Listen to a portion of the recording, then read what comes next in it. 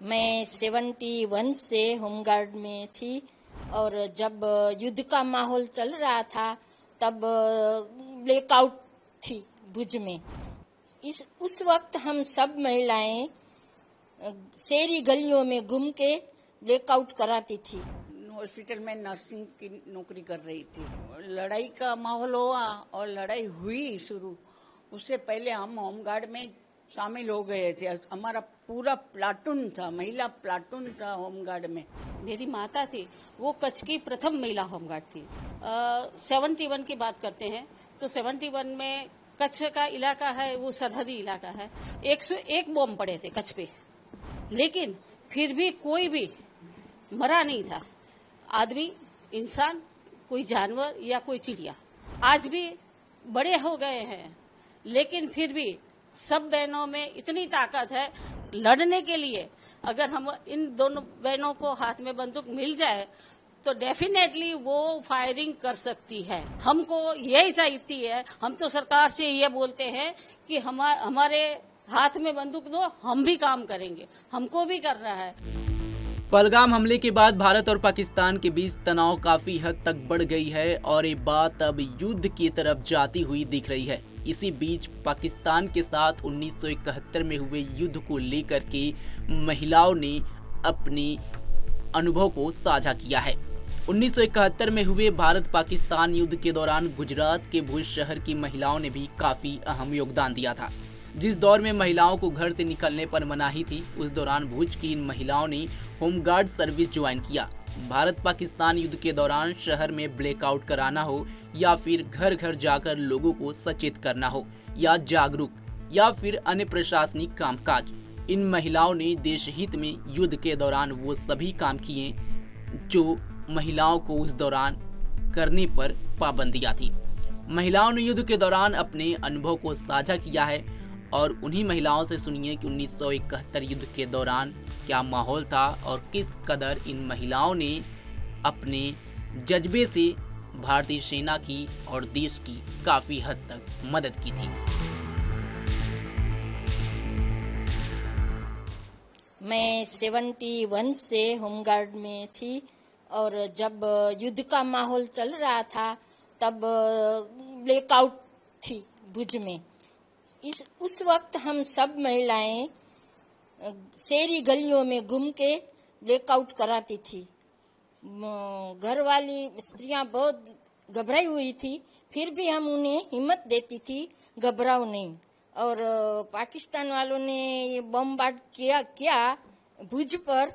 एक दिन में 17 बम फेंके थे और उस माहौल का जनता का क्या हाल था वो हम सोच के भी हमें घबरा जाते हैं। मैं हॉस्पिटल में नर्सिंग की नौकरी कर रही थी, वैसे भी सेवा तो करनी ही थी। तब यहाँ जे लड़ाई का माहौल हुआ और लड़ाई हुई शुरू, उससे पहले हम होमगार्ड में शामिल हो गए थे। हमारा पूरा प्लाटून था, महिला प्लाटून था होमगार्ड में। तो हम लोग सब ड्यूटी करते, हमको पूरी ट्रेनिंग मिली है। फायरिंग, परेड, कैसे दौड़ना, कैसे चढ़ना, कैसे किसी को बचाना, ये सब हमको पहले से ट्रेनिंग मिली हुई थी। जब लड़ाई हुई उससे पहले हम ज्वाइन किया था तो हमको ये ट्रेनिंग हमको बहुत काम आई। घर घर में जाके महिलाओं को बाहर निकलना तब टाइम बहुत कठिन था। उसमें भी जब होमगार्ड का यूनिफॉर्म पहन के निकलना, वो तो बहुत मुश्किल की बात थी। फिर भी हम सब फुल यूनिफॉर्म में आते थे और हमको प्राउड भी होता था कि कम से कम हम देश की सेवा के लिए तो काम कर रहे हैं। मैं जब ये 71 का वो चल रहा था तब पढ़ती थी, तो हमारे स्कूल में पता चला कि होमगार्ड में भर्ती हो रही है। तो उम्र चाहिए, मेरी तो इतनी उम्र थी नहीं। फिर बोला, फिर वो सबको फ्रेंड के साथ कि कैसे जाए। ऑफिस में गए, पूछा कि कितनी साल जाइए, तो आपका तो इतना टाइम छोटे है। तो मैंने क्या कहा, उम्र बढ़ा के मैंने किया। मैं इतनी साल की हूँ, 18 साल की थी तब। उन्होंने ले लिया, फिर युद्ध आ गया। युद्ध आ गया तो हमको काम भी में लगा दिया कि बाहर से फोन आते थे, वॉकी टॉकी पर बैठते थे और युद्ध का माहौल इतना भयंकर था। जब हमको तब फोन की भी सगवड़ नहीं थी हमारे पास। तब हमारे जो ऑफिस के जो कर्मचारी थे वो हमें बुलाते थे और बोलते थे कि आपको आना पड़ेगा।